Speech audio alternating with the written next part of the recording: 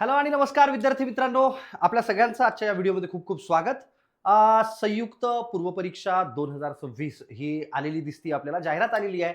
त्यामुळं सगळ्याच विद्यार्थ्यांना आता वेध लागलेत ते म्हणजे अभ्यासाचे. पण तत्पूर्वी काही महत्त्वाच्या गोष्टी या व्हिडिओच्या माध्यमातून आपण जाणून घेणार आहोत. जाहिरात आली आहे, 552 जागा आपल्याला या ठिकाणी दिसतायत. ह्या जागा खरंच वाढू शकतात का? आणि सोबतच बाकीच्या अजून पोस्टच्या पण जागा येऊ शकतात का?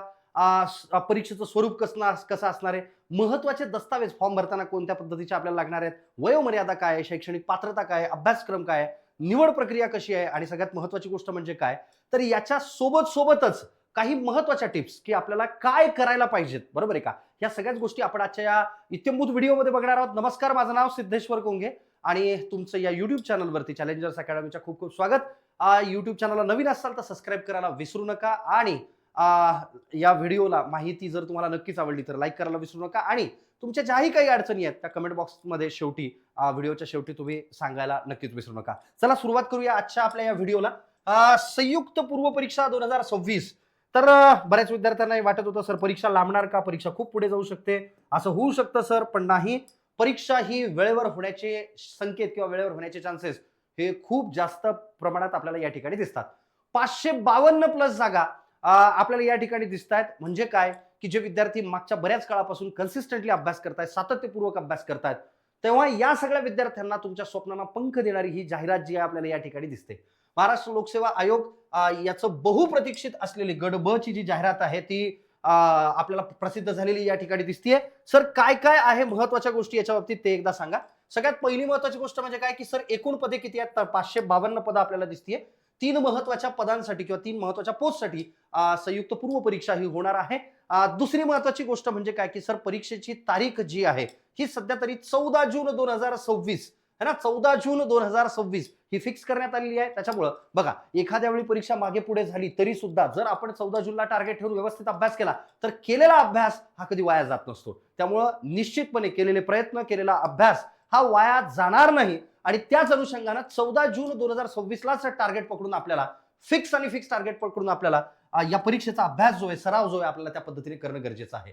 सर आपल्याकडे हातात फक्त आणि फक्त सध्या 2 महिने शिल्लक राहिलेले आहेत, एक साधारणतः 2 महिने, कारण की परीक्षेचा अंदाज घेता, अभ्यासाचा कालावधी घेता फक्त 2 महिने पूर्व परीक्षेला आपल्या हातात राहिलेले आहेत आणि अभ्यास सुद्धा आपला त्याच पद्धतीने स्पीडअप झाला पाहिजे. एक मास्टर प्लॅन जनरली काय सांगितला जातो किंवा master plan generally successful student काय सिलेक्ट करतात, तर पहिल्यांदा विषयांचं ज्ञान घेणे म्हणजे सिलेबस शिकणे. दुसरं मागील प्रश्नपत्रिकांचं अनालिसिस करणे, है ना, की मागील याच्या आधी या परीक्षांमध्ये काय आलेलं आहे त्याचं अनालिसिस करणे. त्याच्यानंतर येणाऱ्या पूर्व परीक्षेसाठीची तयारी करणे आणि त्याच्यानंतर सोबत डिस्कशन करणे आणि सगळ्यात महत्वाची गोष्ट रिव्हिजन आणि ऍक्च्युअल एक्झामच्या आधी मॉक टेस्ट देणे. हा एक मास्टर प्लॅन जनरली कुठल्याही यशस्वी विद्यार्थ्याकडून आपल्याला ऐकायला मिळतो आणि त्यामुळे उरलेल्या 2 महिन्यांमध्ये आपल्याला कोणत्या पद्धतीने काय काय गोष्टी करायच्या आहेत याचं एक प्रॉपर अनालिसिस करून आपल्याला ते नियोजन करून पुढच्या सर्व परीक्षांबाबतीत माहिती घेणं गरजेचं आहे किंवा पुढच्या येणाऱ्या अभ्यासाचं नियोजन करणं गरजेचं आहे. सर काही महत्वाच्या तारखा सांगता येतील का? हो, मिशन 14 जून जो आहे हा दिवस अत्यंत महत्वाचा ठरणार आहे, कारण त्या दिवशी आपलं भवितव्य हे आपल्याला घडवण्याची एक सुवर्ण संधी 14 जूनला भेटणार आहे. सर नेमके फॉर्म कधी सुटणार आहेत, तर 10 एप्रिल 2026 दुपारी 2 वाजेपर्यंत पुढे अर्ज भरण्यास सुरुवात झालेली आपल्याला दिसेल. सर अर्ज करण्याची शेवटची तारीख, काही महत्वाचे टप्पे मी तुम्हाला या ठिकाणी दिलेले आहेत, 30 एप्रिल 2026.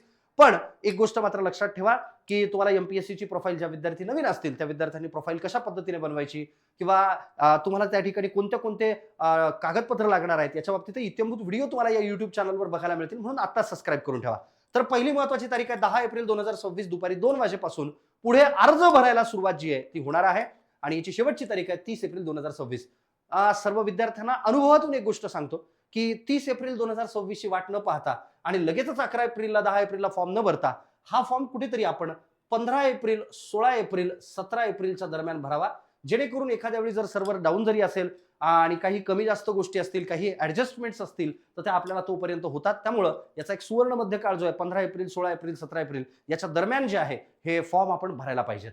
सर परीक्षा कधी होणार आहे, तर संयुक्त पूर्व परीक्षा 14 जून 2026 ला होणार आहे. त्यामुळे आपल्या हातात वेळ जो आहे तो अत्यंत कमी आहे. तो वेळ वाया न घालवता आपल्याला ह्या सगळ्या परीक्षांची तयारी व्यवस्थित पद्धतीने करणं गरजेचं आहे. सर एकदा टार्गेटेड पोस्ट किंवा जागांचं वर्गीकरण, वॅकन्सीचं जे मॅट्रिक्स आहे इंग्लिशमध्ये सांगण्याचं तात्पर्य, हे कसं आहे, कशा पद्धतीचं आहे. सगळ्यात पहिल्यांदा सहाय्यक कक्ष अधिकारी ASOच्या जागा जवळपास 6 आहेत. मंत्रालयामध्ये काम करण्याची इच्छा आहे, संधी पाहिजे सर, ASO सहाय्यक कक्ष अधिकारी व्हा. सर नाही, STI राज्य कर निरीक्षक व्हायचंय मला, जागा 236 सर्वाधिक जागा आपल्याला दिसतात आणि भविष्यात या जागा वाढू सुद्धा शकतात. सोबत सोबत पोलीस उपनिरीक्षक म्हणजे PSI, बऱ्याच विद्यार्थ्यांना स्वतःला वर्दीत पाहण्याची इच्छा असते, बरोबर आहे का. सिंघम आहे म्हणजे महाराष्ट्राचा सिंघम आहे, बनण्याची इच्छा आहे, लोकांपर्यंत पोहोचण्याची इच्छा आहे, लोकांसाठी काहीतरी करण्याची इच्छा आहे. अशा परिस्थितीमध्ये आपल्याला दिसतं पोलीस उपनिरीक्षक 310 पदांची भरती आपल्याला या ठिकाणी दिसते आणि हे तुमचं खाकी वर्दीमध्ये येण्याचं स्वप्न या ठिकाणी पूर्ण होऊ शकतं. त्यामुळं ह्या तीनही विविध पदांसाठी आलेल्या ज्या जागा आहेत, याच्या सोबत सोबत सब रजिस्ट्रारच्या ज्या जागा आहेत त्या येण्याची शक्यता आपल्याला नाकारता येत नाही. पण तुर्तास या 3 परीक्षांसाठी, या 3 पदांसाठी पदभरती ही संयुक्त पूर्व परीक्षा आपल्याला होताना या ठिकाणी दिसतेय. बरं सर, कोण कोण अर्ज करू शकतं, कोण कोण अर्ज करू शकतं, शैक्षणिक पात्रता नेमकी काय. तर कोणत्याही शाखेचा पदवीधर, बरोबर आहे का, ज्याने रेग्युलरली आपली डिग्री केलेली आहे किंवा आपण मुक्त विद्यापीठातून डिग्री केलेली आहे, असा कोणत्याही शाखेचा पदवीधर, म्हणजे तुम्ही BSc असा, MSc असा, B फार्मसी असा, कोणत्याही शाखेचा पदवीधर हा तुम्हाला या ठिकाणी अर्ज करता येणार आहे. सोबत सोबत सर फायनल इयर स्टुडंट, कारण बऱ्याच वेळा फायनल इयर स्टुडंटचा हा प्रश्न असतो, जे विद्यार्थी सध्या आपल्या शैक्षणिक सत्रांच्या शेवटच्या वर्षामध्ये काम करतायत, अशा विद्यार्थ्यांना मी पुन्हा एकदा सांगू इच्छितो की तुम्ही सर्व लोक या ठिकाणी इलिजिबल असणार आहेत. पण याची एक महत्त्वाची अट अजून सुद्धा असते, जर समजा तुम्ही PSIच्या इंटरव्ह्यूला गेलात तर इंटरव्ह्यूच्या वेळेस तुमच्याकडे महाविद्यालयाचा तुमचा निकाल, 4 वर्षांचा किंवा तुमच्या असलेल्या डिग्रीचा निकाल आणि तुमच्या मार्कशीट ज्या आहेत ह्या तोपर्यंत किमान येणं अपेक्षित आहे. म्हणजे काय, फायनल इयर स्टुडंट इलिजिबल आहेत का सर, तर हो, परीक्षेला तुम्ही पात्र आहात. पण एक गोष्ट लक्षात ठेवा, महाविद्यालयांचा जो संपूर्ण निकाल आहे तो तुम्हाला at the time of interview किंवा at the time of document verification, म्हणजे तुमची कागदपत्र पडताळणीच्या वेळेस तुमच्याकडे ते डॉक्युमेंट असणं किंवा तुमची जी कागदपत्र आहेत ती सगळी महत्त्वाची कागदपत्र असणं हे आवश्यक आहे आणि अपेक्षित सुद्धा आहे. म्हणून महाविद्यालयीन शिक्षण घेणारे फायनल इयरचे जे विद्यार्थी आहेत, शेवटच्या वर्षाचे जे विद्यार्थी आहेत, ते या पदासाठी इलिजिबल आहेत. बरं सर, वयोमर्यादा काय आहे. ASO आणि STI साठी वयोमर्यादा 18 ते 38 वर्ष, मागासवर्गीय EWS साठी 43 वर्षांपर्यंत. PSI पोलीस सब इन्स्पेक्टरच्या बाबतीत पाहायला गेलं तर ओपन साठी 19 ते 31 वर्ष आणि OBC साठी 34 वर्षांपर्यंतची वयोमर्यादा या ठिकाणी आपल्याला पाहायला मिळते. बरं, आता थोडंसं जाऊयात पुढे. सर या बाबतीत आम्हाला लक्षात आलंय, पण जर सपोज आम्ही PSIची परीक्षा देत असू, कारण त्या ठिकाणी आपल्याला फिजिकल द्यावं लागतं. STI आणि ASO यांना कुठल्याही फिजिकलची म्हणजे डायरेक्टली पूर्व परीक्षा, मुख्य परीक्षा आणि डायरेक्ट सिलेक्शन अशा पद्धतीने त्यांचा पॅटर्न दिसतो. पण PSIच्या बाबतीत आपल्याला फिजिकल स्टँडर्ड्स म्हणजे शारीरिक चाचणी हे देणं अत्यंत आवश्यक आहे. त्याच्यासाठी लागणारे क्रायटेरिया काय काय आहेत ते पण एकदा बघून घ्या. सगळ्यात पहिल्यांदा जर पुरुष असेल किंवा मुलगा असेल तर यांची जो पुरुष उमेदवार आहेत यांची अनवाणी म्हणजे पायात कोणत्याही प्रकारचे बूट न घालता, चप्पल न घालता, मुलींच्या बाबतीत हाय हिल्स सँडल न घालता, अशा पद्धतीने 165 सेंटीमीटर उंची ही किमान असणं आवश्यक आहे. मुलींसाठी ते जर पाहायला गेलं तर किमान 157 सेंटीमीटर अनवाणी म्हणजे बिना कोणते चप्पल, बूट, सँडल, हाय हिल्स न घालता या ठिकाणी तुमची किमान उंची ही 157 सेंटीमीटर पाहिजे मुलींसाठी PSI होण्यासाठी. सर उंचीच्या बाबतीत तर कळालं. छातीच्या बाबतीत आम्हाला एकदा सांगा. छाती किमान 79 सेंटीमीटर आपल्याला पाहिजे न फुगवता आणि तिथून पुढे 5 सेंटीमीटर छाती फुगवून तुमची छाती भरणं ही आवश्यक आहे. ओके, तर या बाबतीत शारीरिक जी तुमची क्षमता आहे ती या पद्धतीनं असणं आवश्यक आहे PSIच्या परीक्षेसाठी. थोडंसं पुढे जाऊयात आपण. सर महत्वाची कागदपत्र कोणती कोणती, कारण सर्वजण येतात ऍड आली 552 जागा वाढणार, वाव सगळ्या गोष्टी बोलतात, पण महत्वाच्या मुद्द्यांवरती इत्यंभूत व्हिडिओ बनवणं हे फार जास्त गरजेचं आहे. हालाकी मी तुम्हाला एक 8 तास 9 तास उशिराने व्हिडिओ टाकतोय, पण या सगळ्या गोष्टींची व्यवस्थित पद्धतीने आखणी करून व्यवस्थित माहितीपूर्वक व्हिडिओ तुमच्यापर्यंत पोहोचावा हा त्याचा मागचा एक 100% उद्देश असतो. कागदपत्रांमध्ये लक्षात घ्या, EWS प्रमाणपत्र 2025-26 किंवा 26-27 या वर्षासाठीचं वैध असलेलं प्रमाणपत्र आवश्यक तुमच्याकडे आहे. डोमेसाईल तुमच्याकडे असणं आवश्यक आहे ना. त्याच्यासोबत सोबत जातीचा दाखला म्हणजे जे विद्यार्थी आरक्षणाचा दावा करतात, समांतर आरक्षणाचा दावा करतात, अशा विद्यार्थ्यांकडे डोमेसाईल असणं आवश्यक आहे. जातीचा दाखला म्हणजे कास्ट सर्टिफिकेट, जर सपोज तुम्ही OBC मधून है ना, इतर मागासवर्गीयांमधून जर फॉर्म भरत असणार आहेत तर त्या केसमध्ये तुमच्याकडे तुमच्या जातीचा दाखला हा असणं आवश्यक आहे है ना. सर माझ्याकडे परीक्षा मी पास झालो, सगळं माझं झालंय, पण माझ्याकडे आवश्यक कागदपत्रांची पूर्तता करता येणं शक्य नाही आहे. अशा परिस्थितीमध्ये झालेलं सिलेक्शन, झालेली निवड रद्द करण्याचे अधिकार सुद्धा आयोगाकडे असतात. ह्या बाबतीत आपण विसरून चालणार नाही. सर अजून काही विशेष प्रमाणपत्र, जे विद्यार्थी दिव्यांग आहेत त्यांना किमान 40% जास्त दिव्यांगता असलेलं जे सर्टिफिकेट आहे, जे प्रमाणपत्र आहे त्यांच्याकडे असणं अपेक्षित आहे, आवश्यक आहे. अनाथ विद्यार्थी आहेत त्याचं सर्टिफिकेट, खेळाडू असाल, तुम्ही ज्या कोणत्या खेळामध्ये प्रावीण्य प्राप्त केलेलं आहे अशा ठिकाणी तुम्हाला खेळाडूचं लागणारं सर्टिफिकेट, माजी सैनिक असतील त्या बाबतीत, म्हणजे आरक्षणासाठी तुम्ही जे काही आरक्षण घेणार आहात त्याच्या बाबतीत आवश्यक कागदपत्र ही सादर करणं तुम्हाला कंपल्सरी आहे. सगळ्यात महत्त्वाची गोष्ट म्हणजे काय, खेळाडूंसाठी पूर्वपरीक्षेचा फॉर्म भरत असताना तुमच्याकडे पावती जरी असेल, रिसिट जरी असेल तरी सुद्धा चालेल. अशी इत्थंभूत माहिती तुम्हाला खूप कमी व्हिडिओजमध्ये पाहायला मिळेल, याची मात्र मी नक्की तुम्हाला शाश्वती देतो. सर एकदा जे नवीन विद्यार्थी आहेत त्यांच्यासाठी, आता निश्चितपणे तुमच्यापैकी बऱ्यापैकी विद्यार्थी हे तयारी करणारे आहेत, पण निवड प्रक्रिया जे नवीन विद्यार्थी आहेत त्यांच्यासाठी मी एकदा पुन्हा सांगू इच्छितो, संयुक्त पूर्वपरीक्षा ही 100 गुणांसाठीची असते, जी PSI, STI आणि ASO या सगळ्याच पदांसाठी एक कॉमन प्रोसेस जी आहे, एक कंबाईन पूर्वपरीक्षा जी आहे ती होत असते. PSI, STI, ASO या तिघांसाठी एक कंबाईन पूर्वपरीक्षा होणार आहे, जिला 100 गुणांची ती असणार आहे. बरं, त्याच्यानंतर मुख्य परीक्षा ही 400 गुणांची असणार आहे आणि मुख्य परीक्षेनंतर जे काही तुम्हाला मार्क्स मिळतील त्याच्यानुसार ASO किंवा STI यांचं थेट अंतिम निवड किंवा एक फायनल सिलेक्शन तुम्हाला या ठिकाणी दिसेल. पण PSIच्या बाबतीत मात्र थोडंसं वेगळं आहे. पूर्वपरीक्षा कंबाईनली द्यायची आहे, मुख्य परीक्षा 400 गुणांची आपल्याला द्यायची आहे. त्याच्यानंतर PSI साठी आपल्याला दिसेल शारीरिक चाचणी, जे आत्ताच आपण पाहिलं उंची किती पाहिजे आणि छाती किती पाहिजे है ना, 100 गुणांसाठी आपल्याला दिसेल आणि त्याच्यामध्ये किमान 40% मार्क्स घेणं हे कंपल्सरी आहे, म्हणजे आवश्यक आहे.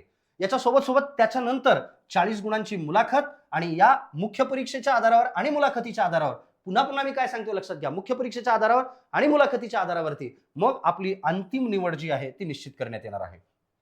त्यामुळं ही जी निवड प्रक्रिया आहे, ही जी सिलेक्शन प्रोसेस आहे, ही व्यवस्थित पद्धतीने लक्षात घेणं फार जास्त गरजेचं आहे. तेव्हा हे एक लक्षात ठेवा. सर जर सपोज आम्हाला तयारी करायची असेल, एकदा परीक्षांचा पॅटर्न सुद्धा थोडक्यात आम्हाला सांगून द्या. पूर्व परीक्षेचा पॅटर्न मी तुम्हाला या ठिकाणी सांगतो, कारण येणारी परीक्षा ही पूर्व परीक्षा आहे. 100 बहुपर्यायी प्रश्न आपल्याला या ठिकाणी दिसणार आहेत. दुसरी महत्वाची गोष्ट, 100 प्रश्न, 100 गुण आणि वेळ किती असणार आहे सर, 1 तास म्हणजे 60 मिनिटं.